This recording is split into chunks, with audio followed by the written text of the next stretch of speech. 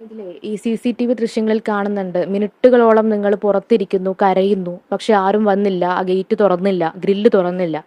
അതെങ്ങനെയായിരുന്നു ആ സമയം? എല്ലായ്പ്പോഴും അവിടെ അങ്ങനെയാണ്. ഞങ്ങൾ വെള്ളിയാഴ്ച രാത്രി പോയപ്പോഴും അവിടെ ബെല്ലടിച്ച് അവർ എണീറ്റ് വന്ന് OP ടിക്കറ്റ് എടുത്തതിന് ശേഷം മാത്രമേ രോഗിയെ നോക്കാറുള്ളൂ. ഈ അന്നത്തെ ദിവസം അവർ ഉറക്കത്തിൽ നിന്ന് വന്നിട്ട് അവർക്ക് പൂട്ട് തുറക്കാൻ അവർക്ക് പറ്റുന്നില്ല. അന്ന് ഒരുപാട് താമസിച്ചിട്ടാണ് പൂട്ട് തുറന്നത്. അപ്പോഴും ഇക്കൊക്കെ ഇവിടെ മരണവെപ്രാളം പോലെ തന്നെയായിരുന്നു. ശ്വാസം കിട്ടുന്നില്ല, എനിക്ക് ശ്വാസം കിട്ടുന്നില്ല, നെഞ്ചുവേദന അല്ല, ശ്വാസം കിട്ടുന്നില്ല എന്ന് പറഞ്ഞ് കരയണം. അപ്പം ഞാനിങ്ങനെ സമാധാനിപ്പിക്കാൻ അവിടെ ഇരിക്കുകയും ഞാനിപ്പോൾ വിളിക്കാം. എന്നിട്ട് ഞാൻ ആ ഗ്രില്ലിനപ്പുറത്ത് നിന്ന് അവരെ കാണുന്നുണ്ട്. ഞാൻ പറഞ്ഞൊന്ന് ഓടി വരുമോ സിസ്റ്റർ, ഇത്തിരി ഓടി വരുമോ എന്ന് ചോദിച്ചപ്പോൾ വരുന്ന ദേഷ്യപ്പെട്ടിട്ടാണ് വരുന്നത്. അവരുടെ ഉറക്കം പോയതിൻ്റെതായിരിക്കും, പക്ഷെ നഷ്ടപ്പെടുന്ന ഞങ്ങൾക്കല്ലേ. ഈ ആംബുലൻസിൽ കയറ്റുന്ന സമയത്ത് ഞാൻ ചോദിക്കുകയാണ് ആരെങ്കിലും ഒന്ന് കയറുമെന്ന് ചോദിച്ചപ്പോൾ ഇവിടെ നിന്ന് ആരും വരത്തില്ല എന്ന് പറഞ്ഞു. അവിടെ നേഴ്സുണ്ട്, ഡോക്ടറുണ്ട്, നേഴ്സിംഗ് അസിസ്റ്റൻ്റ് ഉണ്ട്, ആ സെക്യൂരിറ്റി ഉണ്ട്. ഒരാൾ എന്നെ സഹായിക്കാനില്ലായിരുന്നു.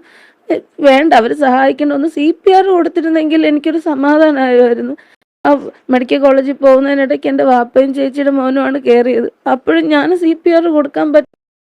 നോക്കിയിട്ട് വാ തുറന്ന് നോക്കുമ്പോൾ നാക്ക് കടിച്ചു പിടിച്ചൊക്കെയാണ്. അപ്പോഴും മൂക്കിന്ന് വായിന്ന് പത വന്നുകൊണ്ടിരിക്കുകയായിരുന്നു. ഞാൻ ഹോസ്പിറ്റലിൽ അവിടെ മെഡിക്കൽ കോളേജിൽ പോയപ്പോൾ അവർ ചോദിച്ചത് CPR കൊടുത്തു എന്നാണ് ചോദിച്ചത്. ഈ കൊണ്ടുപോകുന്ന ഈ ഗ്യാപ്പാണ് അവർ പറഞ്ഞത് 20 മിനിറ്റായി പോയിട്ടെന്ന്.